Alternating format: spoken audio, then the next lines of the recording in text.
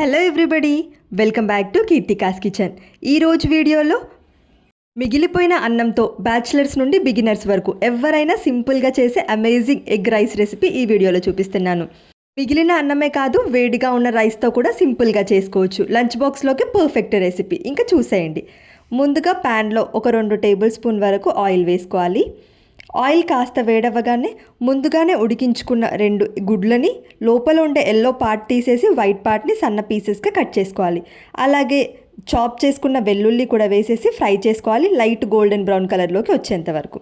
ఇక ఇందులో 1/2 table spoon పసుపు, టేస్ట్కి సరిపడా సాల్ట్, అలాగే ఒక 1/2 టేబుల్ స్పూన్ వరకు ధనియా పౌడర్, వీటితో పాటు టేస్ట్కి సరిపడా సాల్ట్ వేసేసుకొని ఇక ఈ మసాలా పౌడర్స్ అన్నిటినీ కూడా ఎగ్స్కి పట్టే విధంగా ఫ్రై చేసేసుకోవాలి. ఇలా ఆయిల్లో ఎగ్స్ మసాలా పౌడర్స్ అన్నీ కూడా ఫ్రై చేసుకున్న తర్వాత ఇక ఇందులో పొడుగ్గా కట్ చేసుకున్న 2 నుంచి 3 పచ్చిమిర్చి, అలాగే సన్నగా చాప్ చేసుకున్న ఆనియన్, మీడియం సైజ్ ఆనియన్ ఒకటి సరిపోతుంది. నెక్స్ట్ వీటితో పాటు చిన్న సైజ్ టొమాటో సన్న ముక్కలుగా చాప్ చేసుకొని వేసుకోవాలి. ఇక వీటన్నిటిని ఫ్రై చేసుకోవాలి.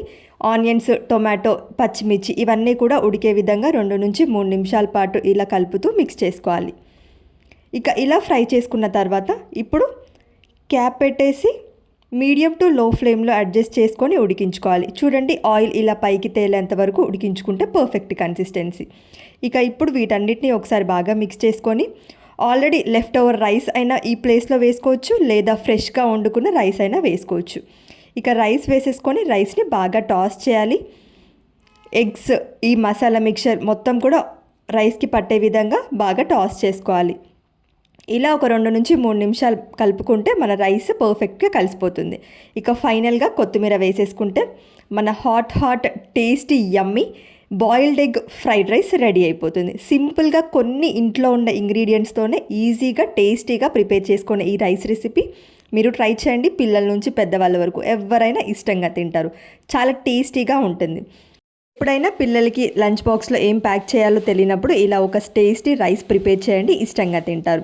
అలాగే మిగిలిపోయిన రైస్తో కూడా ఈ యమ్మీ రైస్ ప్రిపేర్ చేసుకోవచ్చు. వీడియో నచ్చితే లైక్ చేయండి. ఇలాంటి మరిన్ని ఇంట్రెస్టింగ్ రెసిపీస్ కోసం మన ఛానల్ని సబ్స్క్రైబ్ చేసి పక్కనే ఉన్న బెల్ ఐకాన్ని ప్రెస్ చేయండి. Thank you for watching.